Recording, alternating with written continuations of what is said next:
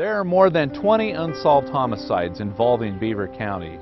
Annette Tokars was found drowned in a creek in a Hopewell Township park.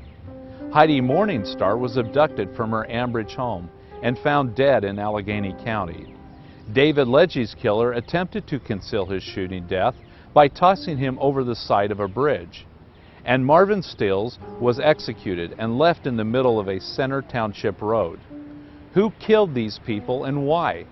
Detectives here at the Beaver County Courthouse, along with state and local police, still hope to close these cases and many more, but they need people to come forward with information. I'm LeVar McBride, and this is Cold Case Beaver County. 911, what is your emergency? You got 3 people of interest still say, I do. 3 people of interest, then you got that blank face. Now that's why nobody really knows if she is dead or alive. You were set free and you were set free to go kill. We've never gotten that one break. We've never gotten that one break. You know, we will though. 23-year-old Annette Tokars was found partially clad and drowned in 8 inches of water in a creek in Lakewood Park in Hopewell Township on March 6, 1974. She had other injuries on her body, and the pathologist at the time theorized that she may have been unconscious when she was thrown into the creek.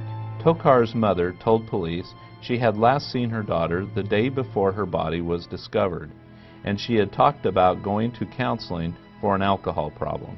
At the time of her death, Tokars had been living in a motel in Bridgewater.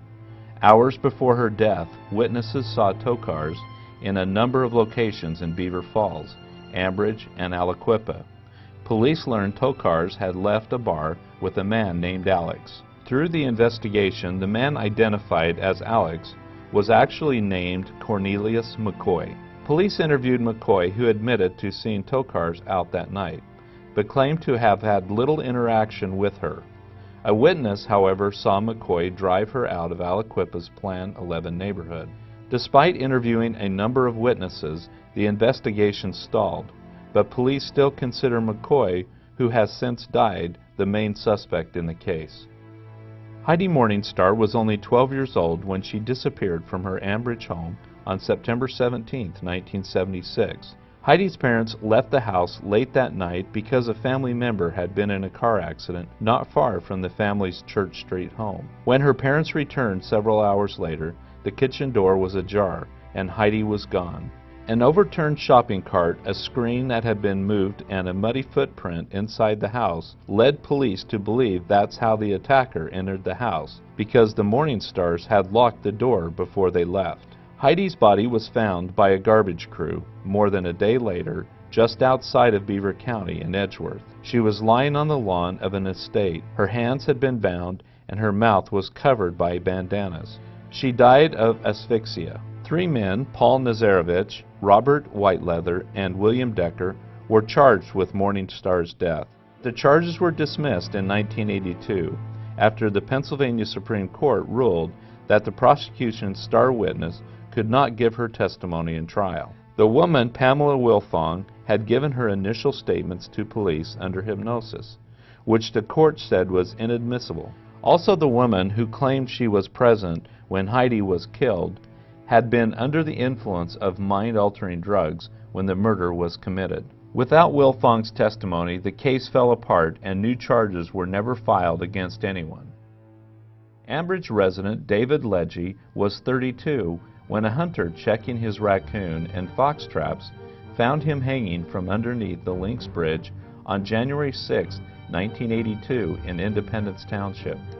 Leji had been shot twice in the neck, and police believe his killer tried to toss his body over the bridge into the water below. The attempt to hide the crime failed when Leji's leg became entangled in the bridge. Investigators determined Leji had been shot inside his van. They found his van in Ambridge the day after his body was discovered, but do not know when the shooting occurred or where the van was when it happened. Leji was known to be a heavy gambler, and police learned that he took bets for other people. The suspect in the case owed Leji $6,000. The suspect failed a polygraph, but there was no physical evidence to connect him to the killing, and the man's wife provided an alibi for him. Marvin Stills was found shot to death and lying in the middle of Temple Road in Center Township. Stills, who was from Aliquippa, had been shot 3 times, and 2 of the shots pierced his heart. In the hours before he was found dead, Stills had been seen at a bar called the Champagne in Aliquippa. Witnesses saw Stills arguing with 2 men there, and one of the men had drawn a gun during the argument.